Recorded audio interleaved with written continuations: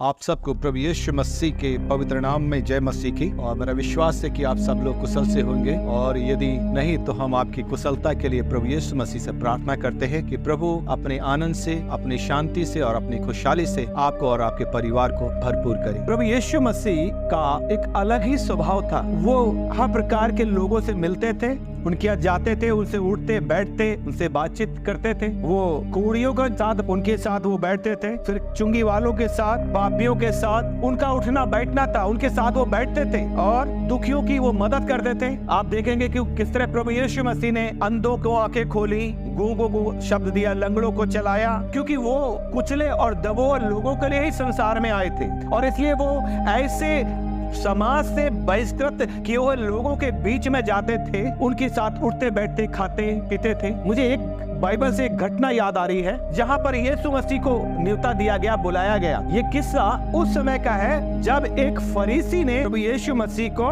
दावत दिया और उसे बुलाया। फरीसी वो थे जो उनके गुरुओं ने उन्हें दी थी, जिनसे उन्होंने सीखा था शास्त्रियों से, और उन परंपराओं को वो बड़ी मजबूती के साथ मानते थे, उनका पालन करते थे। तो एक फरीसी ने प्रभु यीशु मसीह को अपने घर में बुलाया, और उसके लिए हम पढ़ेंगे लूका रचित सुसमाचार उसका 7 अध्याय और उसका 36 पद से लेकर के 50 पद तक। आइए हम जानते हैं इस घटना को। फिर किसी फरीसी ने उससे विनती की कि वह उसके साथ भोजन करे। अतः वह उस फरीसी के घर में जाकर भोजन करने बैठा। उस नगर की एक पापिन स्त्री यह जानकर कि वह फरीसी के घर में भोजन करने बैठा है, संगमरमर के पात्र में इत्र लाई और उसके पास पीछे खड़ी होकर रोते हुए उसके पाँव को आंसुओं से भिगोने और अपने सिर के बालों से पोंछने लगी, और उसके पाँव बार बार चूम कर उस पर इत्र मला। यह देखकर वह फरीसी जिससे उसे बुलाया था अपने मन में सोचने लगा, यदि यह भविष्यद्वक्ता होता तो जान जाता कि यह जो उसे छू रही है वह कौन और कैसी स्त्री है, क्योंकि वह तो पापिनी है। यीशु ने उसके उत्तर में कहा, हे शामोन, मुझे तुझसे कुछ कहना है। वह बोला, हे गुरु कह। किसी महाजन ने 2 देनदार थे, एक 500 और दूसरा 50 दिनार का देनदार था। जब उसके पास पटाने को कुछ न रहा तो उसने दोनों को क्षमा कर दिया। इसलिए उसमें से कौन उससे अधिक प्रेम रखेगा? शामोन ने उत्तर दिया, मेरी समझ में जिसका उसने अधिक छोड़ दिया। उसने उससे कहा, तूने ठीक विचार किया है। और उस स्त्री की ओर फिर कर उसने शामोन से कहा, क्या तू इस स्त्री को देखता है? मैं तेरे घर में आया, परंतु तू मेरे पाँव धोने के लिए पानी न दिया, पर इसने मेरे पाँव आंसुओं से भिगोए और अपने बालों से पोंछा। तूने मुझे चूमा न दिया, पर जब से मैं आया हूँ तब से इसने मेरे पाँवों को चूमना न छोड़ा। तूने मेरे सिर पर तेल नहीं मला, पर इसने मेरे पाँवों पर इत्र मला है। इसलिए मैं तुझसे कहता हूँ कि इसके पाप जो बहुत है क्षमा हुए, क्योंकि इसने बहुत प्रेम किया, और जिसका थोड़ा क्षमा हुआ है वह थोड़ा प्रेम करता है। और उसने स्त्री से कहा, तेरे पाप क्षमा हुए। तब जो लोग उसके साथ भोजन करने बैठे थे वे अपने अपने मन में सोचने लगे, यह कौन है जो पापों को भी क्षमा करता है? पर उसने इस स्त्री से कहा, तेरे विश्वास ने तुझे बचा लिया है, कुशल से चली जा। यहाँ पर फरीसी के घर में जब यीशु को दावत दी गई और यीशु मसीह वहाँ पर भोजन के लिए बैठे, वहाँ एक स्त्री आई। 37 पर कहता है, और देखो उस नगर में एक पापिन स्त्री यह जानकर कि वह फरीसी के घर में भोजन करने बैठा है, संगमरमर के पात्र में इत्र लाई। मैं यह सोच रहा था कि वो पापिन स्त्री, यानी कि उस स्त्री के बारे में लोग क्या जानते थे कि वो पापिन है, कि उसका परिचय था कि वो एक वेश्या थी, उसकी ये पहचान थी कि वो पापिन स्त्री है। और वो आई, उसको बुलाया नहीं गया था, उसे दावत नहीं दी गई थी, लेकिन वो आई। क्यों? वो जानती थी कि वहां पहुंचना बहुत कठिन है, क्योंकि इस स्त्री का प्रभु यीशु मसीह से दूर दूर तक कोई संबंध नहीं था। लेकिन ये स्त्री वहां पर पहुंची, इसको पता लगा कि यीशु आया है, और ये वहां पर पहुंची और संगमरमर के पात्र में इत्र भी लेकर के आई। और वचन बताता है, 38 पद को पढ़े, और उसके पाँवों के पास पीछे खड़ी होकर रोते हुए उसके पाँव को आंसुओं से भिगोने और अपने सिर के बालों से पोंछने लगी, और उसके पाँव बार बार चूमकर उन पर पर इत्र मला।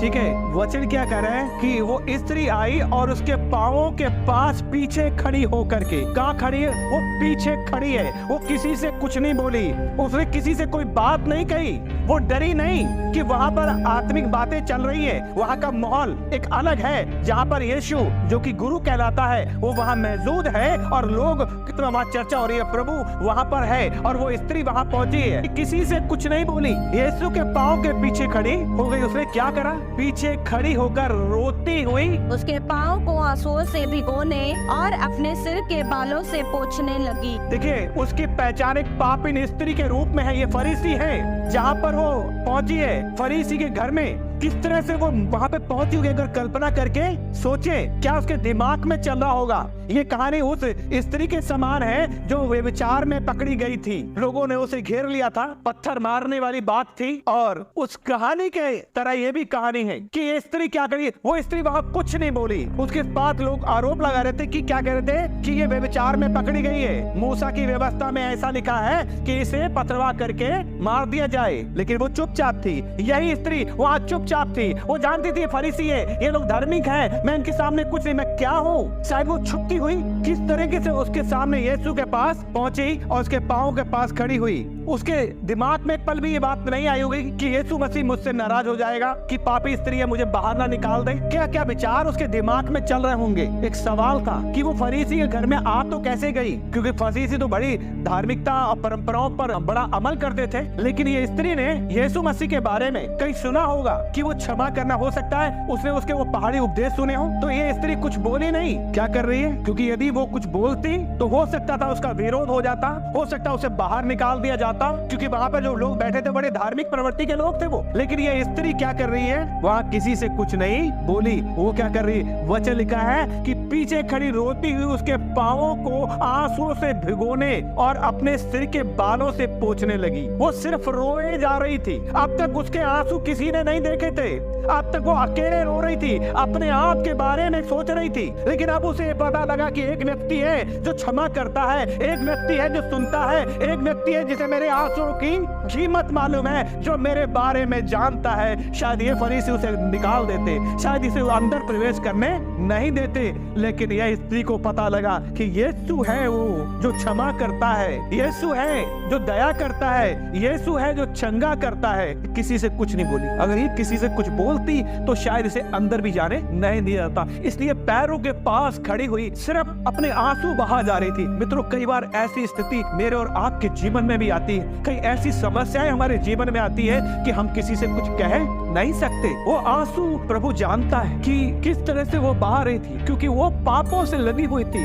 वे आंसू उसने अब अकेले में अब तक बहाए थे, उसके कोई आंसू पोंछने वाला नहीं था। वो समाज से बहिष्कृत थी, परिवार से बहिष्कृत थी, उनके लोगों में से भी उसको निकाल दिया गया था। क्योंकि क्या थी? बाइबल बता रही वो पापी स्त्री थी। वो क्या कर रही है? अपने आंसुओं से प्रभु के पांवों को धो रही है, बालों से उन्हें। उसने हिम्मत नहीं रखी, मैं क्या कहूंगी, कैसे खड़ी होंगी, क्या बोलूंगी मैं। कई बार हमारे आंसू बहुत कुछ कह जाते जब हम उन्हें प्रभु के आगे रख। मित्रों, परमेश्वर के आगे बहाए गए आंसू ना वो अपनी कुप्पी में रख। आपकी पीड़ा, आपका दुख शायद कोई और ना समझे, लेकिन यीशु जानता है। ये स्त्री ने क्या करा? आंसुओं से उसके पांवों को धोना शुरू किया और बालों से उन्हें पोंछना शुरू करा। हाँ, और उसके पांव बार बार चूम कर उन पर इत्र मला। बार बार वो चूम रही थी पैरों को। देखिए, ये एक नियम था कि अगर किसी को आप बुलाएंगे अपनी मेहमानबाजी में, तो आप क्या करते हैं? उसके सर पर आपको तेल डालना पड़ेगा, जिसका आप अतिथि सत्कार कर रहे हैं। और क्योंकि वो कच्चे रास्ते हुआ करते थे, चप्पलें इस तरह के जो चलते थे, अगर आप देखें कि उस समय लोग कैसे पहनते, धूल धड़ाक वाले क्षेत्र होते थे, तो जब अतिथि आता था तो उसका पांव धोआ जाता था। उसके पांव धोंगे और उसके पांव को पोंछा जाएगा और उसको सर पर तेल डाला जाएगा। लेकिन ये स्त्री ने क्या करा? वचन क्या कह रहा है कि इसने पांव को अपने आंसुओं से धोना शुरू कर और बालों से पोंछना। ये बाल बताते कि स्त्री की इज्जत है और सम्मान है, और उसने कुछ नहीं था उसके पास, उसने अपने बालों से कि प्रभु बस यही है, और मैं बालों से उन्हें पोंछ रही थी, रोए जा रही थी और उसे चूम रही थी। उसका काम कुछ नहीं बोला। तो कई बार हमारे पास शब्द नहीं होते, हम क्या कहें, किससे कहें। हालेलुया, ये स्त्री वही कर रही। और आप सुनिए आगे क्या हुआ 39 पर। यह देखकर वह फरीसी फरीसी जिसने उसे बुलाया था अपने मन में सोचने लगा, यदि यह भविष्यद्वक्ता होता तो जान जाता कि यह जो उसे छू रही है वह कौन और कैसी स्त्री है, क्योंकि वह तो पापिन थी। बड़ी हिम्मत करके ये स्त्री बिन बुलाए उसके घर में चली गई। और आप सोचिए कि लोगों में चर्चित है, उसका नाम फेमस है कि ये स्त्री क्या है, पापी है। लोग उस स्त्री को किस दृष्टि से देख रहे होंगे जब वो वहाँ पर आई होगी, उनके देखने का नजरिया क्या होगा, किस नजरिए से वो उस औरत को देख रहे होंगे, उस पापी स्त्री को, उस पर तंज कस रहे होंगे। लेकिन वो किसी से कुछ नहीं बोली, उस चुपचाप कहाँ गई, सिर्फ यीशु के पैरों के पास खड़ी हो गई और आंसुओं से उसके पैरों को गिरा रही थी, बालों से पोंछ रही थी और उन्हें चूम रही थी। और 39 पद क्या कह रहा है, यह देखकर वह फरीसी जिसने उसे बुलाया था अपने मन में सोचने लगा, यदि वह भविष्यद्वक्ता होता तो जान जाता कि यह जो उसे छू रही है वह कौन और कैसी स्त्री है। ठीक है, ये देखकर वो फरीसी जिसने उसे बुलाया था अपने मन में सोचने लगा, ये कैसा गुरु है। आपको मालूम है यीशु मसीह को क्यों बुलाया था इसने? ये अगर अतिथि सत्कार करता तो उसके पांव को धोता, जो वहाँ का प्रचलन था, लेकिन इसने ये सब यीशु के साथ नहीं किया। वो उसे भविष्यद्वक्ता मानता ही नहीं था, लेकिन जब चर्चा सुना तो उसने कहा बुलाते हैं, उसे परखने के लिए, उसे देखने के लिए, उसे आजमाने के लिए उस फरीसी ने उसे अपने घर में बुलाया था कि बड़ा चर्चा सुन रहा जा रहा है। लेकिन वो क्या कहता है कि यदि ये भविष्यद्वक्ता होता तो जान जाता कि यह जो उसे छू रही है वह कौन और कैसी स्त्री है। वो मन में ये सोच रहा है कि यदि ये भविष्यद्वक्ता होता तो जान जाता कि ये स्त्री कौन है और कैसी है। आज लोगों का नजरिया, जब चर्च में लोग आते हैं, ओ ये कौन है, कैसा है। प्रभु के दरबार में हर प्रकार का इंसान आएगा, हर किस्म का ये दर सबके लिए खुला है। हालेलुया। प्रभु का चर्च, प्रभु का भवन, प्रभु की आराधना सबके लिए। और ये क्या कह रहा फरीसी कि यदि भविष्यद्वक्ता होता तो जान जाता, क्योंकि ये लोग केवल धर्मी लोगों को ही प्यार करते थे। ये जो इनके व्यवस्थापक थे, जो इनके गुरु थे, जो इनको परंपराओं को सिखाते थे, उनको बस कठोरता से ये मानते थे। ये फरीसी का हिस्ट्री, इतिहास। तो वो कह रहा कि यदि भविष्यद्वक्ता होता तो जान जाता।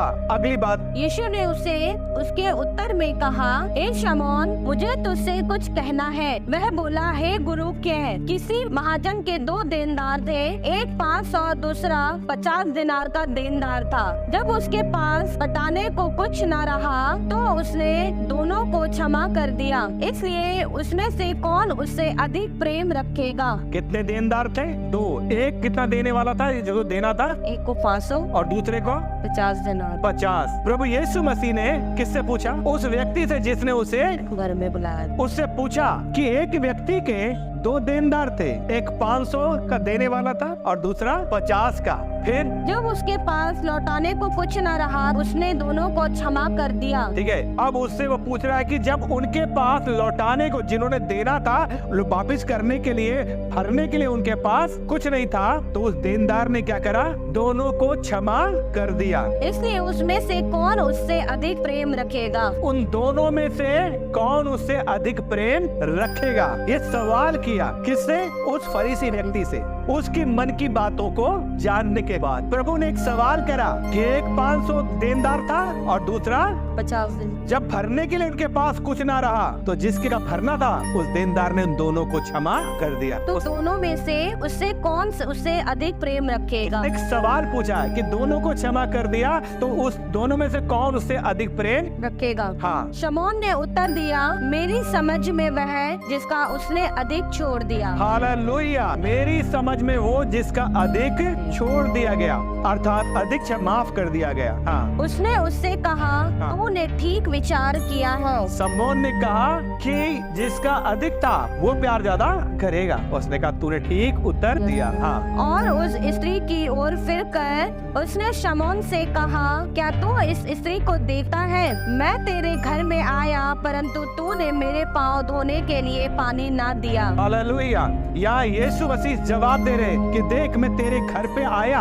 क्योंकि यदि कोई बड़े व्यक्ति आते तो उसका सम्मान होता, लेकिन यीशु का कोई सम्मान वहाँ पर उन्होंने सोचा मैंने यीशु मसीह पर बहुत बड़ा एहसान कर दिया है, भोजन करने के लिए बैठावा, भोजन की दावत दे दी कि बहुत बड़ा कर दिया है। आज ऐसे ही सोचते लोग, यही सोच रहा था वो भी, क्योंकि अगर आदर करता तो उस पूरे नियम को वो मानता, वचन का सम्मान करता। वो कह रहा है घर में आया लेकिन तूने पाँव धोने के लिए पानी नहीं दिया, और इसने मेरे पाँव आंसुओं से भिगोए और अपने बालों से पोंछा। आंसुओं से मेरे पाँव को धोया है और बालों से पोंछा है।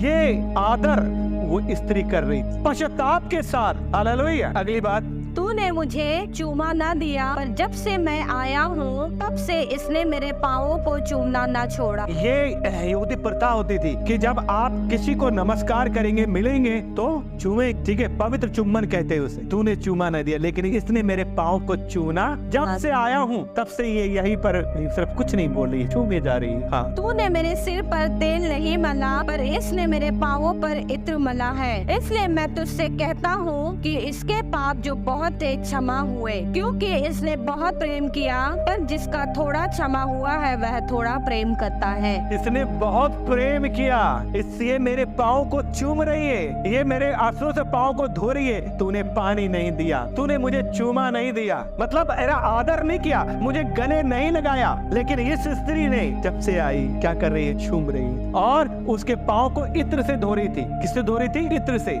पूरे जीवन भर की, साल भर की कमाई थी उस स्त्री की, जिसे उसने एक दिन में प्रभु को समर्पित कर दिया। उसके पास कुछ नहीं था, वो अबला थी, वो दुखियारी थी, उसके पास कुछ धन संपत्ति, ये इत्र था जो साल भर में इसने इकट्ठा ने प्रभु के चरणों में उड़ेल दिया, उससे धोरी। मित्रों, ये स्त्री ने जब लोग अभिषेक करते थे तो इसने कहा, क्योंकि ये पापी स्त्री थी, सर से अभिषेक नहीं किया। इसने कहा मैं इस लायक नहीं हूँ कि प्रभु का अभिषेक मैं जो सर पे तेल उड़ाऊंगी, इसलिए उसने क्या करा, पैरों पर तेल को उड़ेला। ये दीनता का परिचय, और सिर्फ ये यही कहती रही, क्या, आंसू से रोती रही और बालों से, आंसू से उसके पाँव को धोती रही, बालों से पूछती, पश्चाताप कर रही, इत्र डाल रही थी, उसको चूम रही थी उन्हें। हालेलुया। कई बार ऐसा मौका हमारे और आपके जीवन में भी आया। कई बार हम अकेले में बहुत रोए, जब हम सोचते हमारी सुनने वाला कोई, हमारा समझने वाला कोई, हम किससे कहें। लेकिन मित्रों, यीशु है, वो मन के विचारों को भी समझ लेता है, वो दिल की बातों को जानता है जो आपके अंदर होती है, जिसे दूसरा नहीं जानता, जो आपके अंदर उथल पुथल हो रही है। उसने फरीसी की बातों को दिल से समझ लिया कि ये क्या सोच रहा है, और कह रहा है कि उसको बताया कि देख, इसने बहुत पाप किए थे,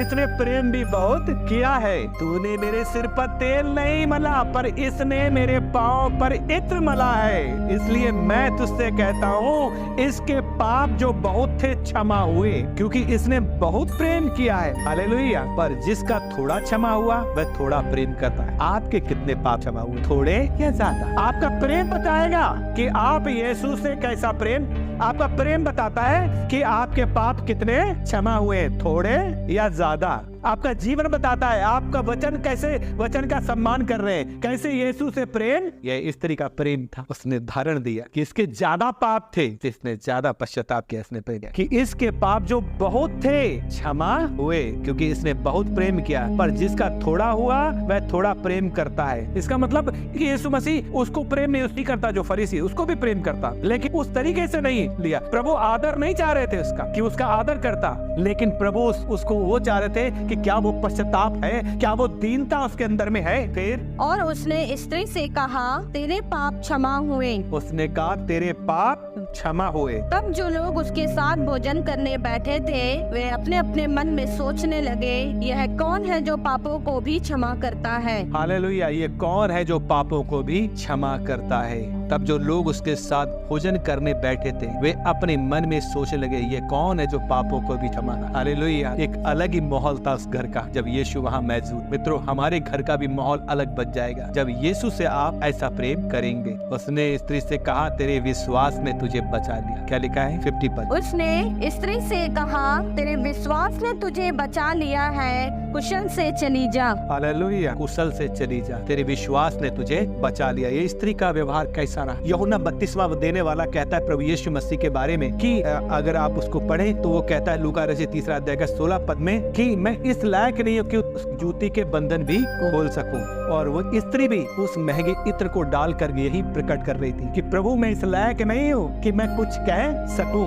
मेरे पास कहने के लिए मैं पापी स्त्री में क्या कहूँ, समाज से बहिष्कृत हूँ, लोगों में मेरा क्या नाम है, मैं इस लायक नहीं हूँ। सिर्फ इत्र डाल करके आंसुओं से उसने अपने सारी व्यथा कह दी और प्रभु ने उसके आंसुओं में उसे समझ लिया। तो परमेश्वर का वचन कहता है ना, कुलुसियों 3 अध्याय का 23 पद पढ़े, जो कुछ तुम करते हो तन मन से करो। जो कुछ तुम करते हो किससे करो, तन मन से करो। स्त्री वही कर रही था। यह समझकर कि मनुष्यों के लिए नहीं परंतु प्रभु के लिए करते हो। हालेलुया। जो कुछ तुम करते हो तन मन से करो, ये समझकर कि मनुष्यों के लिए नहीं प्रभु के लिए। इस स्त्री ने महंगा इत्र डाल करके ये दिखाया कि वो यीशु से कितना प्यार करती है, क्योंकि यदि तुम एक दूसरे के अपराध क्षमा नहीं करोगे तो तुम्हारे भी क्षमा नहीं होंगे। उस स्त्री ने ये सुना होगा, शायद मत्ती रचित सुसमाचार का 5 अध्याय का उसके पहाड़ी उपदेश को कभी उसने सुने हो कि ये क्षमा करता है, ये शत्रुओं से प्रेम करता है, शायद ये बातें उसने सुनी हो और वो वहाँ पर आई। और इसलिए यीशु मसीह ने 7 अध्याय के 50 पद में कहा, तेरे विश्वास ने तुझे बचा लिया, कुशल से चले जा। मित्रों, आए मैं और आप भी